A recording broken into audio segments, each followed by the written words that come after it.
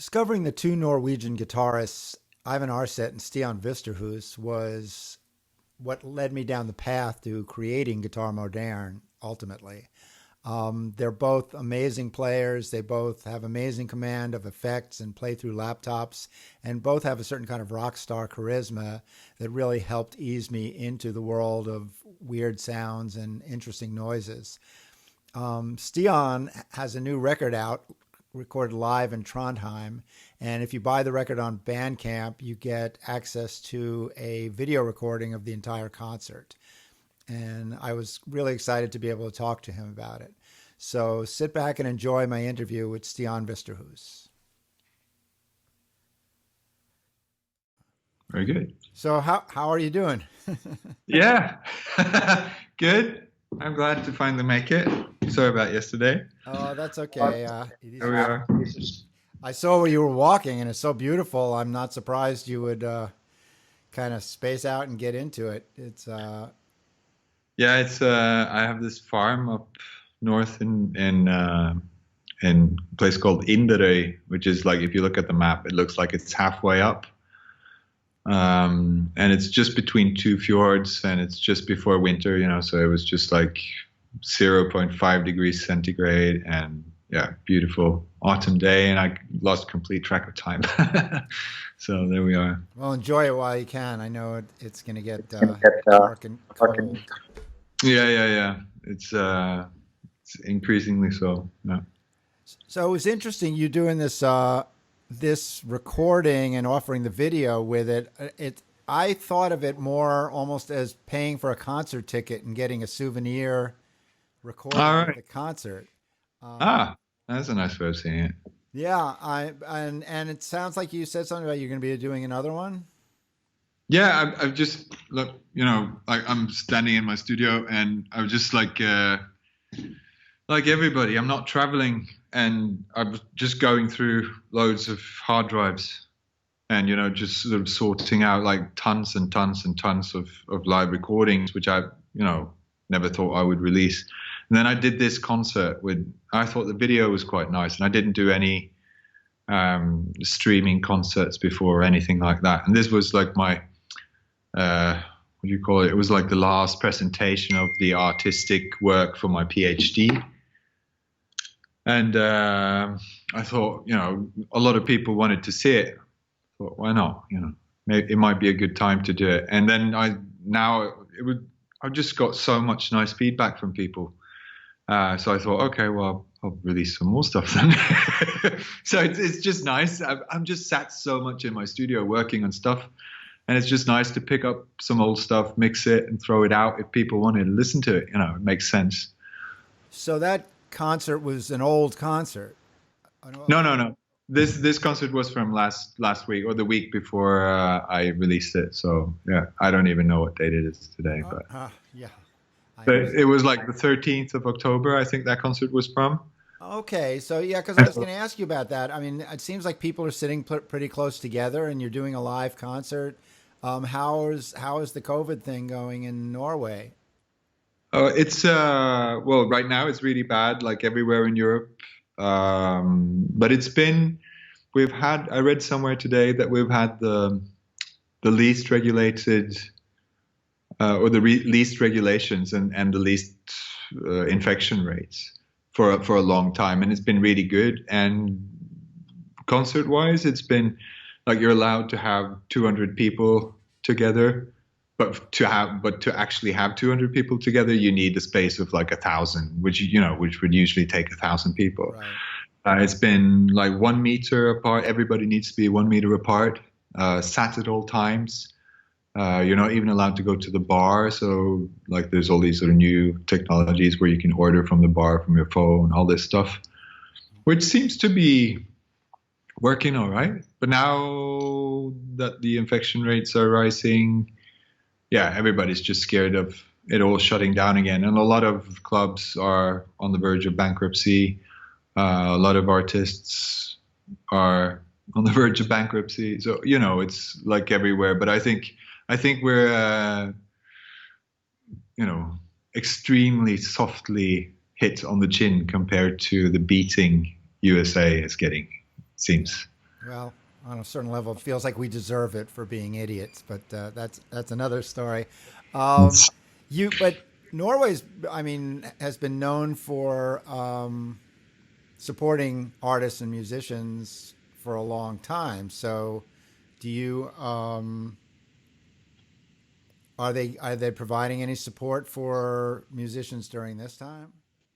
Yeah, there's been some, but like with everything, when it comes to support, it doesn't really go by the normal um, cash flow, if you will. It's not like, you get money for stuff that was planned and cancelled.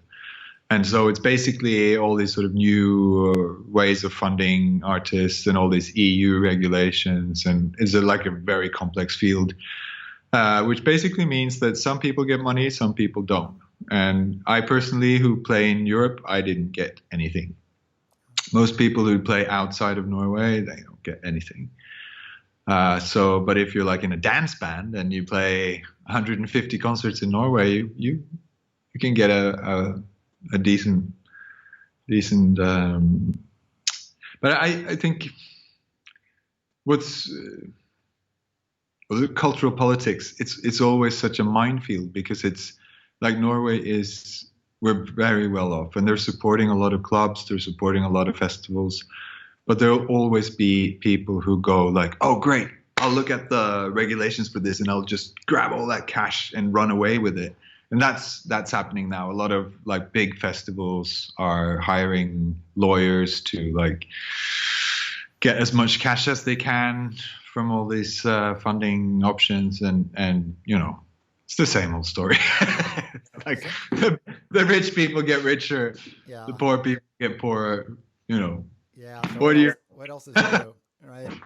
Well, it was really interesting that over half the concert was vocal oriented, and I was wondering, was that influenced at all by your work with Sidsel?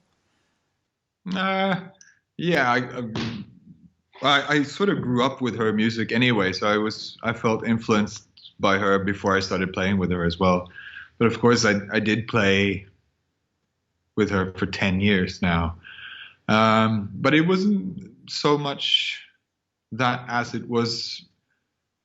It's a really long story, but it's my whole PhD research goes into this aspect of not only like how music changes with changing of the instrument on all this stuff. It sort of looks more into how, or more sort of where my music is and how it interacts with the instrument and what is the instrument for an improviser.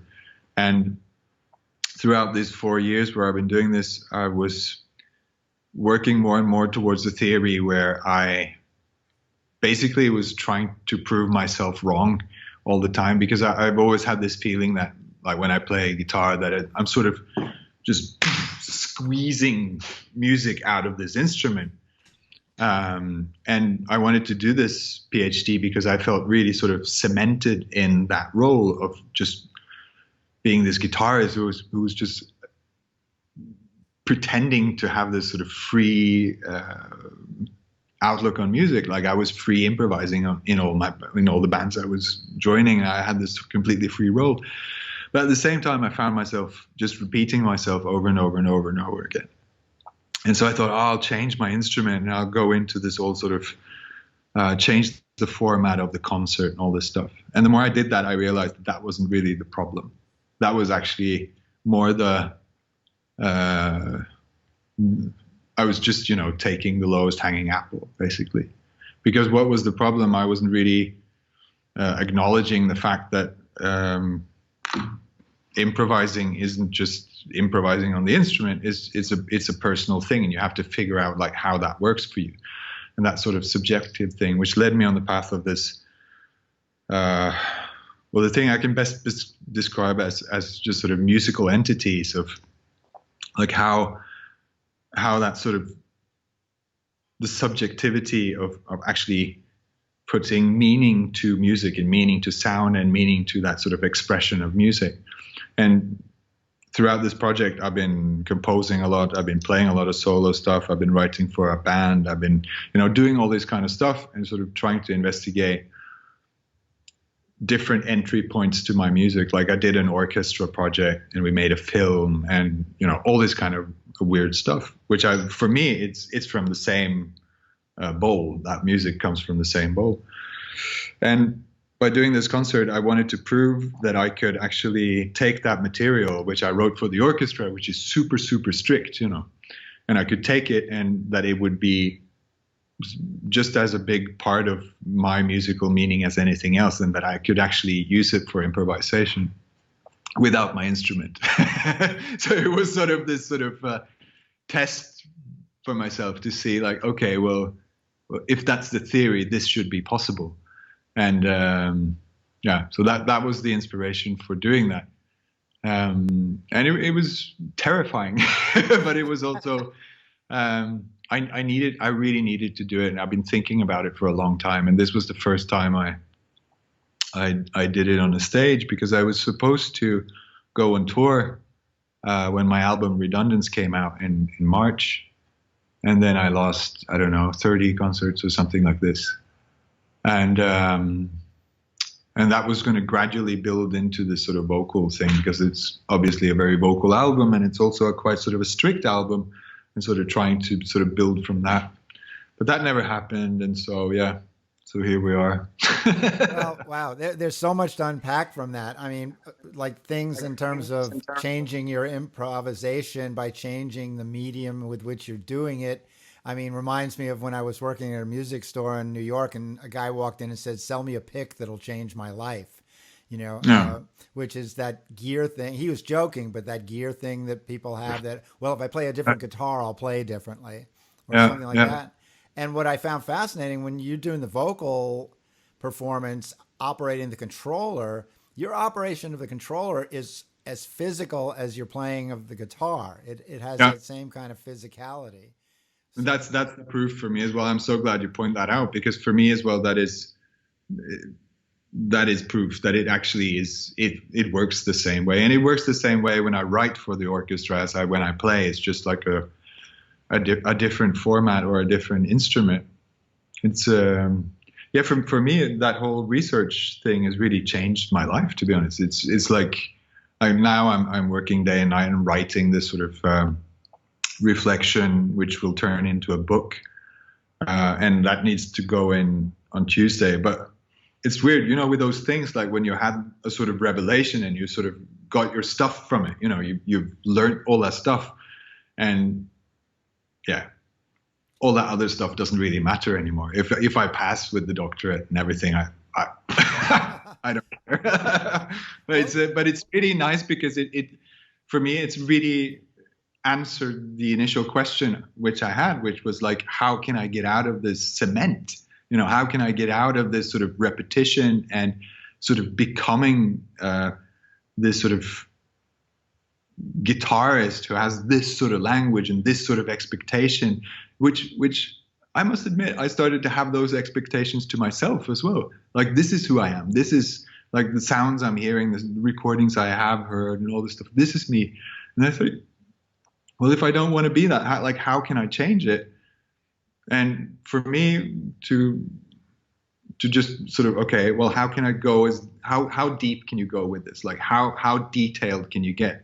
And for me, it's really, it's like acknowledging it really looks like there's a gray part in the map where you have music technology, music theory on that side, which you can all sort of, you know, it's like a scientific fact, you know, this kind of stuff. And then you have aesthetics on this side. And you have this, as a musician, you have all this sort of, it all goes like this all the time, right? Right. But in the middle, you're this person who's trying to make sense of all of this, and you're trying to sort of create meaning from all this musical life.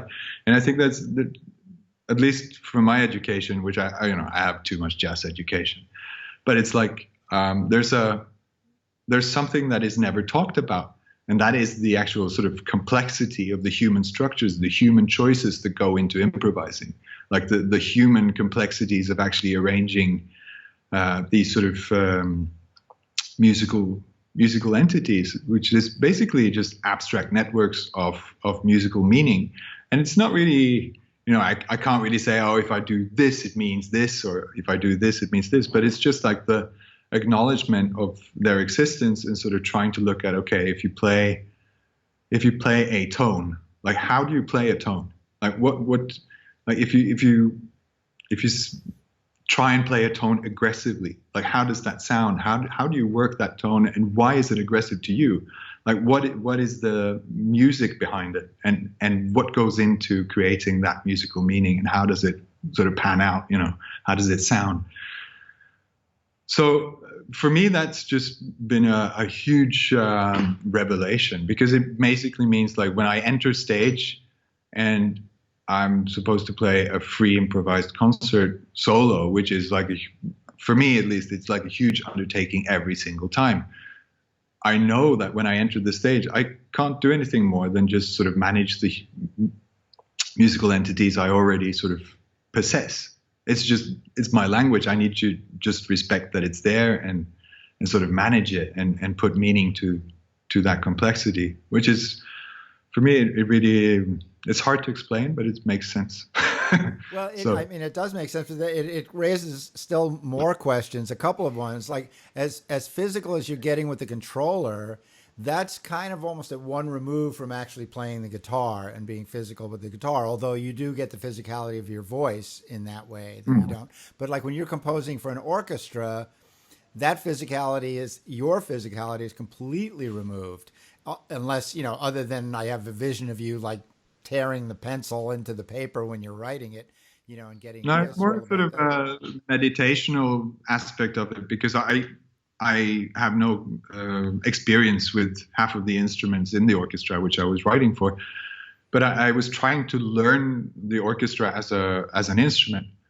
So I would seek out like reference works with that kind of instrumentation, and I would just sort of meditate my way into the orchestra. Sort of, I would make drawings of, okay, we have the clarinets there with the oboes there, and just sort of mentally picture this orchestra, and then just trying to force myself to play on it, just like get curious, like how would that sound, and and suddenly there's melodies, and suddenly there's orchestration happening.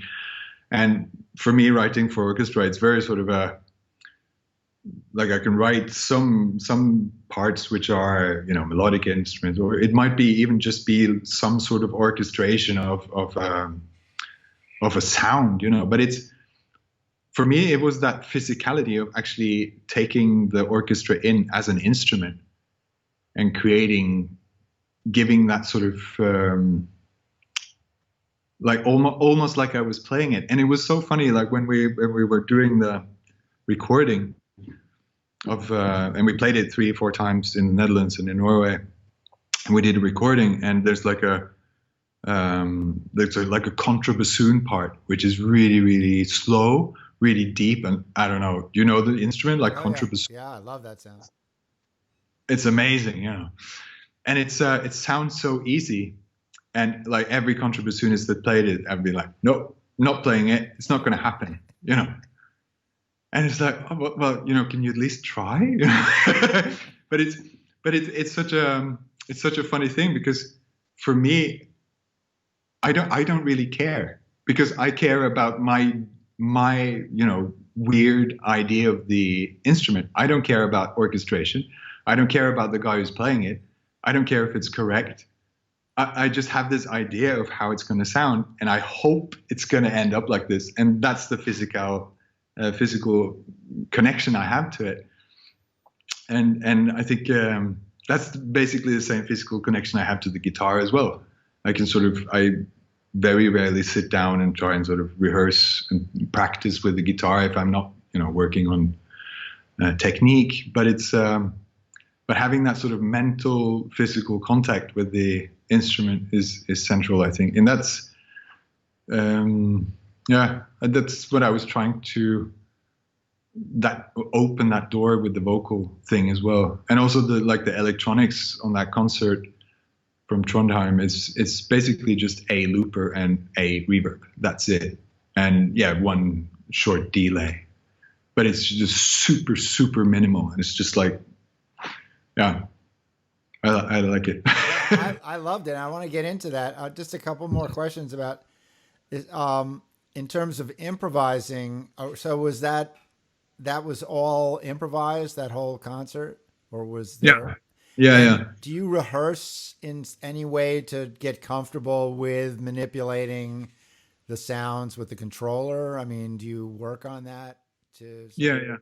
yeah. Yeah, I built the looper and how it works and like all the controls in Max, and then I took all the things I wanted to control out of the looper, such as like how it goes, how it works like a tape machine instead of like a digital looper. So like if you go from like if normal pitch forward is 0 and like 1 octave up is 1, right? And to go backwards, I don't have like a flip to go like reverse. You need to go down to 0 and then like you would with a tape machine, all the way to -1, and then it starts going back with those kind of things. So I would just map that out and practice, technique, more sort of try to find the outer points of how it worked and sort of get to know the range and the feel of the controller, all this kind of stuff. And What controller were you using for that? It's just this Novation bog standard, I don't know, $100 controller. It's like, I have no idea. No, I was just curious because I've been using this Akai one and it's driving me crazy. It's just, there's no good documentation and it's hard to figure out how to make it do what I want it to do. And that looked like a possibility. So I just was curious. The Norwegian thing is they're quite good. There's like they're not sort of super high res or long faders or anything like that, but they take a beating. Well, it seems like anyway, and that's what you need. You were giving it one, that's for sure. It looked almost at one point. I caught a glimpse on that computer screen of what looked like a musical score. Yeah. I was reading some lyrics from the original because I was reinterpreting the orchestral parts. I was just using the lyrics and I hadn't really learned the lyrics properly enough. So it was basically that. But it was part of this orchestral piece, which was, it was close to 70 minutes. And so before, like the thing that wasn't showed on the film from the concert was that there was actually a film being showed as well. We made a film with the South Netherlands Philharmonic, who commissioned the piece. With 2 parts from that whole thing, and then I reinterpreted like the other parts, which are it's quite fun music. I mean, it's very sort of dystopian in a way as well. But I mean, one of the songs is about sex with robots, which is when you're playing with an orchestra, it's quite fun. Well, I was going to get into that later. I mean, the lyrics sounded like you were, how did I put it here? You were either like reading a lot of William Gibson or what was the other one? It reminded me of, I'll get down to, I'm scrolling down here. Right. You had 2 laptops going. Were they divided between the vocal and guitar processing or? Yeah. So one of them was I usually have, or I always have now, a laptop which does a lot of my, all the parallel guitar processing. So reverbs, looper, some delays, some like pitched echo stuff. I'll run it by the computer, and and then I have all the pedals going straight through it. And you're controlling some of that stuff with the iPad that was on the table? Yeah, just some simple things like sends to reverbs and a couple of things for the guitar synthesizer thing. Apart from that, it's mostly, what is it called again? Mastermind GT. Do you know that? No. RJM, Mastermind GT. Yeah, the floor pedal. Yeah. Yeah. That controls all the other stuff. Yeah. So that's nice. when with your vocal thing, there was sometimes what sounded like feedback, and I couldn't tell if it was feedback coming from the microphone or if it was a feedback. Do you have any kind of what do they call no input feedback going with the mixer? No. It's just an SM57, and I had like that's one thing. Yeah, I had like an overdrive circuit which I could put into it, so I could so it was on the stage. I had like a full PA on both sides as a monitor, and so it was quite tuned to, like, if I pushed it, it would go just like my guitar amps do, basically. So I always work, when I work live, I always work at certain volumes so I can sort of push that limit up, so I know basically where it starts to resonate and all that stuff. And I was trying to get into that with the microphone as well. And yeah, so it was loud. Yeah. Who did I meet? Oh, J.A. Dean. Do you know J.A. Dean? Dino? He's No. he kind of invented sampling, Right. live sampling with when he worked with John Hassel. And, Yeah. yeah, and I saw him at a show in New York, and I've known him since California. And he said he did a show with you, and that was one of the things he said. He said, "Yeah, it was loud." Yeah.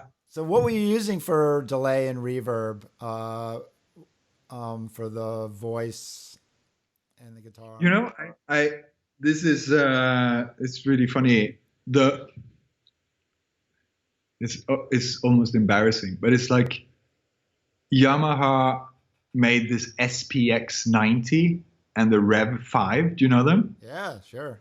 They're vintage now. They're vintage. Yeah, you can get them for like $50, but they're amazing, like for vocals, because you can also. I love EQing like really hard, like filtering out reverbs and stuff like that. And with that, you can. It sounds almost like a delay. It sounds like it has that sort of same mid palette, that mid texture of like those kind of delays, like that analog sound that you get from those kind of things.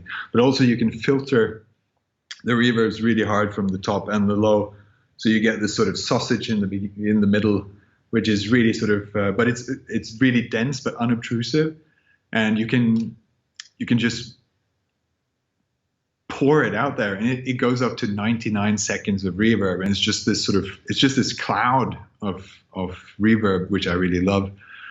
So I was using that a lot, and I had also like a controller to bypass it, and it's all relay, so it goes like, it really, you can even hear the box ticking. It's so vintage, but it's and then I just had like some simple short reverbs in my Max setup, which is just like bog standard, super digital stuff. You were using hardware for the reverb. Yeah, I need hardware. You were running out of the running sends out of your interface that you could control. Yes, I was using like the Metric Halo ULN2, because that also has like first of all, it has excellent preamps. I really love the preamps on that, but it also has like a send and return. So I was sending from it and straight to the SPX 90, going back. So it's like that reverb is in mono. Mono reverb is so underrated, because it just turns into this instrument instantly, especially like with those vintage reverbs. You got to try it. It's just fantastic. It's just. Well, I love the way you use it. And at one point, right after you say you're saying light, you say the word light, you kill the reverb. Right. I mean, it's been in a reverb space, and it reminded me of this great tune, "For the Love of Money" by the OJs. I don't know if you remember that song, but it starts with the bass line swamped in reverb, and then like halfway through the intro, they just cut the reverb. Yeah. And the bass keeps going, and you hear that on a jukebox, and it just takes your head off, because it's so great. And so I think you used that a couple of times, and it really, it's very dramatically effective. I was going to ask you, do you use any kind of limiting to prevent things from getting out of hand? No. So it's all with your hands. Yeah, but also it does get out of hand. I mean, it some of that distortion doesn't just come from that overdrive max circuit. It also comes from the SM57 was going straight into those preamps, and when I go like, Yeah. it blows up and it distorts really nicely. That's also nice that it's actually it's a nice preamp. It's like a nice amplifier. It just distorts nice. So Right. There was. I love that line. Privacy is last century. That's something I've been saying for most of this century, actually. yeah, privacy is dead. Yeah, that's it. My life is an open book, whether I like it or not. You tend to run through guitar amps and bass amps, and Yeah. do you have any kind of crossover system working so that when you hit those low notes, they don't blow up your guitar amp? No. So the bass amps are just for better fidelity. Yeah, it's like a PA without the crossovers, basically. Yeah. But There's so no. It's it's just more amps, basically. right, but your low It's just notes are going into guessing. going into the guitar amps as well. So do you have Yeah. heavy duty speakers in there? Or something? No, but sometimes they blow up, Oh, and sometimes guitar amps blow up. I mean, that's part of part of it. But it's with if they have proper bias and proper if the circuit's well maintained and the tubes are well maintained, you'll usually it just compresses so much that there's really no sort of it doesn't really blow up the speaker that much. and I guess you But can turn the bass down on the guitar amps a little bit since you're getting so much through the bass amps. Also, that might help. yeah, but I don't like it when they're sounding a bit thin because then you don't get the resonances in like it when I play it, it's like the amp is what I would consider like it's so loud it starts to resonate. Um, it's not like deafeningly loud, but it's just like when I play it really loud, it's like you wouldn't want to go any louder. It's that kind of loud, and you don't get that if you don't have any bass. It just gets piercing. Right. But it's no, I like it when they sort of, and it's almost like they're drowning. It's like if you take a Fender Twin and you play a lot of bass stuff through it and a lot of like really dense material, it almost seems like it's just compressing itself into this sort of otherworldly void, and then it comes back. And I really love that sort of. It's part of the instrument. It's like this pumping effect of that physicality. But it's the bass amplifiers are not so. I generally turn the horn off, like if they have a horn in them, and it's very sort of this sort of classic clean bass sound. A lot of headroom, like loads and loads of headroom. Also with the guitar amplifiers, they need a lot of headroom. Yeah, because you don't use a lot of gain. Your sound comes more Yeah, it's from completely clean. Yeah, it's just yeah, volume, just volume. yeah. So let's talk.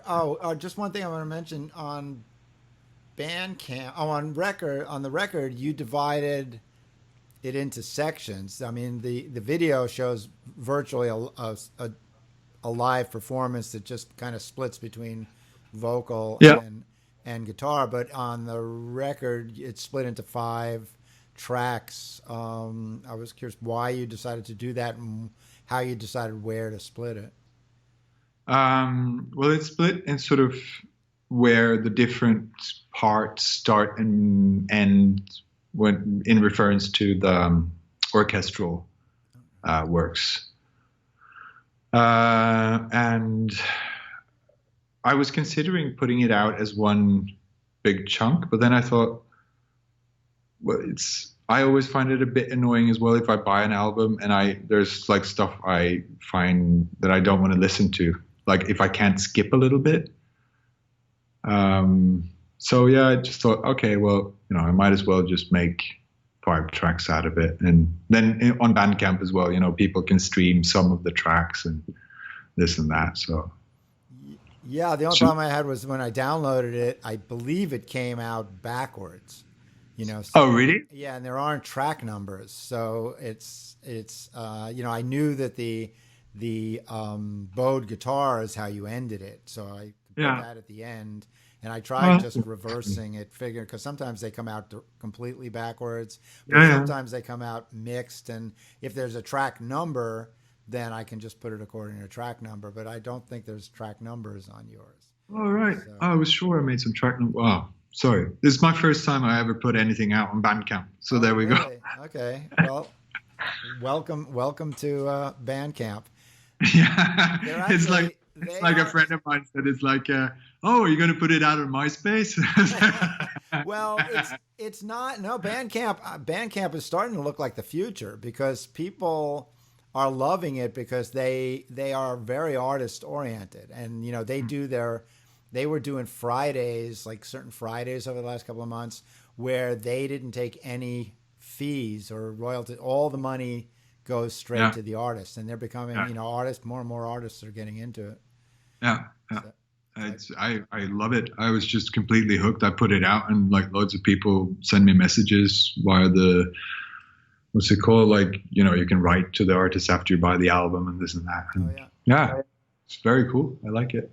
And speaking of the future, so you're saying you're going to release some of your older live material, and there was something about another live show with a group called Lemur.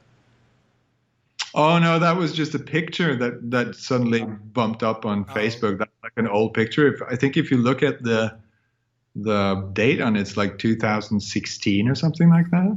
Okay, that's Facebook. I have no idea how that bumped up there. I was just. I probably pressed the wrong button once or something. So what? But it's no. There's going to be. I think the next one is going to be from Berlin. Like I did a show in Berlin December last year. So I think that might be the next one, because that's also it also has like a really, really, really nice version of Verona from Redundance, with some additional instrumentation and stuff like that. So that's quite cool. Great. Is there going to be video of that? No. Just audio. So when you were talking about that the sections refer to the orchestra, the orchestral work, are you just improvising based on sections, or are you actually playing specific things? Did you play with the orchestra, or are you just playing things that the orchestra played? No, I was playing with the orchestra as well, and so I wrote the piece, orchestrated it, and played with them both. I sang and played the guitar. And when I say I sort of reinterpret, I know that material so well, I could like sing every single horn part and every single drum, it's that kind of. And so I'm just taking each part and sort of saying, okay, I'm going to play this. And then it comes out like this. So it's basically just sort of referring to that piece, but sort of reinterpreting more sort of reinterpreting the intention behind the piece than anything else. And I suppose what's sort of contextualizing it in a linear way is the lyrics, because the lyrics are the same, right? So that's, I suppose, some sort of red thread pulling it back there. But it's also with that piece,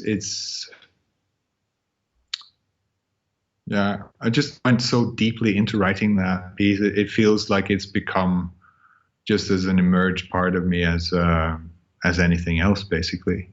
And there's a lot of, like, just even when I just think about some of those parts, it's just, it feels just as close as something I had played on my guitar. And when I play my solo albums live as well, they don't come out the same way as they are on the album. It's a free for all. Yeah, It comes obviously. out. Yeah. You're doing Yeah. overdubs and things on the records that aren't going to be there, so you're going to interpret it. Which, Yeah. And sometimes, um, how long the tune from Amputation might come out as a singer-songwriter ballad, and the next day it might be, a noise wall. It doesn't. It comes out in all aspects, colors. right. Okay. Well, I was just noticing the lyrics that you were saying. If not William Gibson, it could be right out of Wired magazine. A lot of that stuff. Oh, Because, really? well, because it's. I mean, the stuff I was thinking: cell structure, genetic light sensors, biometric Mm, tattoo, Fibonacci ratio. I mean, those touchstones are. They're always doing articles in that magazine about things from the future, or oh, things okay. that are, you know, technology that's in development now. And, and William Gibson writes about, have you read his stuff at all? No, I'm sorry, I haven't known. Oh yeah. I mean, he's known as one of the fathers of cyberpunk. Yeah, yeah, yeah. I know I know of him. I Yeah. haven't. And a lot of his stuff is written, it's not like a lot of science fiction which takes place way in the future. It's science fiction that takes place in the next couple of weeks or the next Mm, couple of years, mm, and it deals with a lot of these kind of things, and it feels, the lyrics feel right for these times. But what really felt right was you ending the concert. It's felt like you ended it on an unresolved note, like that mm. there was that it, which seemed just so perfect for the fact that nobody knows what's going to be happening in the next Yeah, yeah. year or so. And the lyrics there as well are, it goes, of course, it's like a cliche and very romantic, but it's basically like, okay, it's all over. You just have to enter into this sort of new way of life, and everything that you've had before, like all the everything that had made you human, you just have to leave it. And it's the whole piece was called Toten Maschinen, like death to the machines. It has a lot of references to, from Metropolis. You probably know that film, and all this going up to our age, and it's just this, like all the lyrics in that, what you're referring to there, most of the phrases are basically from research, like this is actual technology. People are developing this stuff now, and it's the whole idea behind it was that I always felt that all this new technology and all this sort of AI, all this fascination with technology, I think it's just so sad that it's becoming what I see as more or less a death of the human virtues. It's like the death of what makes us human, because it's defining who we are. So it's defining this sort of human complexity. It's defining what your new social life is going to be, like who your friends are, what they think, like how they eat, what they eat, where they shop, what you talk about, what you tell your friends, and what your life is. Basically, it's all coming down to an algorithm. And for me, I see that as a death of the human virtues. And I think the next step is what worries me the most is with those kind of things. It's two things. And that's one thing is like we're almost pushing that edge of like controlling the different algorithms, like of how to define human complexity. But once we have, singularity going, where we can't even imagine interpreting what's going to happen to definition and what actually human life is, like how that is defined. To me, that's it's hard to describe in English, but I think it's like it's the complete opposite of what I feel music is for me. It's like for me, when I see society turning into this sort of screen-based, algorithmic-driven society, I feel that that is the complete opposite of what I'm doing musically. Like it's really the opposite. Well, I And totally get that because I mean, putting aside the irony that you create this passionate human music using pretty advanced technology, you know, two laptops and Macs for Live, but I think that your music is a perfect example of how it doesn't have to be that way. That it's but not. it's down to who makes the choices. And I mean, even though I have it on a laptop, it's super simple stuff, and I'm sure there's hardware where I can do the same thing. You know, like maybe not as fast and as fluent, but quite possibly I could do the same thing with a tape machine. And well, the reverb is already hard drive or hardware anyway. Yeah, well, But I think this it's thing it. right here, Yeah. this does that through tape thing, you know, speeding up Yeah. and slowing it down right on hardware. There you go. But it's down to yeah. I just think like human complexity, man. It's completely underrated. Well, I mean, I'm maybe a little more optimistic that it's going to be longer before they can turn it totally into an algorithm. I'm certainly heartened by the fact how bad the algorithms are now. That you know I Mm. keep getting ads for Christian singles, even though I'm neither. You know, Yeah. and I'm sure Yeah. you too. You know, you see. I mean, sometimes they're good. You know, I mean, YouTube I find is really good in terms of what they recommend along Mm. the side in terms other than the fact I've seen a lot of it already. Mm. But Google is terrible, you know, which Mm. is owns YouTube, but their recommendations are terrible. And you know, Mm. so they just feels like for all the money they're throwing at it, they might have a simplistic concept of what human beings are like and how easy it is to figure them out Mm. and I've done some, you know, that Wired magazine. I was reading it for a long time before it started to get depressing because, you know, Mm. there were all these articles on how one sunspot could just blow out the entire internet Oh and yeah. we'll be Yeah. back Stuff. to the dark ages, Mm. which also speaks to what you're saying as well. We're so dependent on this Mm. stuff now that it's hard to imagine what would happen if we all of a sudden didn't have it. You know, I mean, it Mm. is becoming all pervasive, and it is becoming.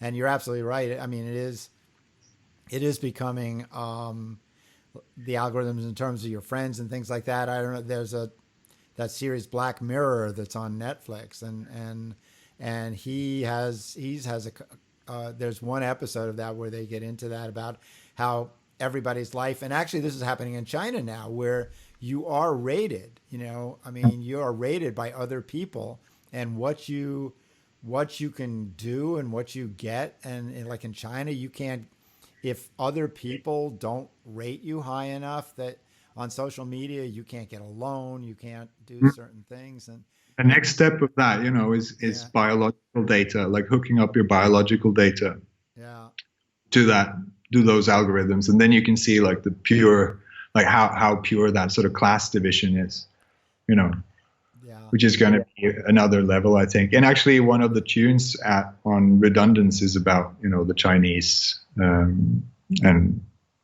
yeah, and their way of pushing that hard. Yeah.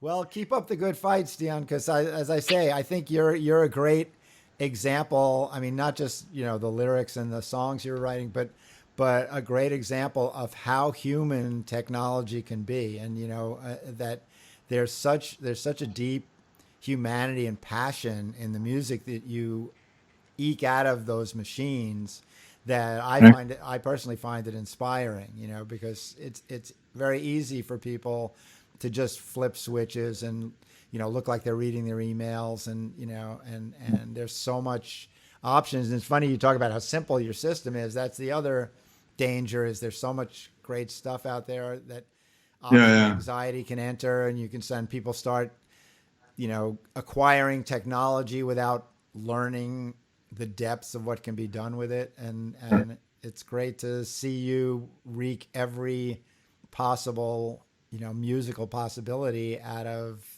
the things that you do use. Yeah, thanks, man. It's funny you say that because it's I did some workshops at this sort of there's like a study at the local music conservatoire in Oslo, and they have like a live electronics course. Loads of people who do Ableton Live, and some of them are really good players as well. And I did workshops there, and it's like, oh yeah, what do you want me to do? And it's like, oh, present your instrument and talk about your gear. And it's like, oh, and I show them my gear, and they're like, really? It's like it's basically just some pedals. And okay, there's a laptop, but it's basically just emulating, like, what is it, 3-4 pedals?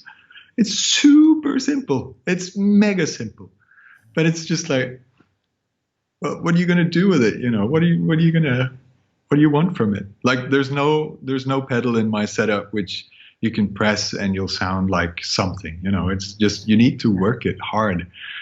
And I that's what I love about electronics, like finding like what it does and what it doesn't, and like how to push myself through it. Like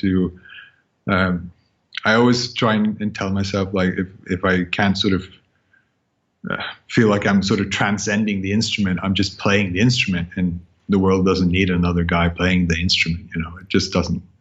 I don't want to listen to that. I'm with you. I mean, that's why I have this website.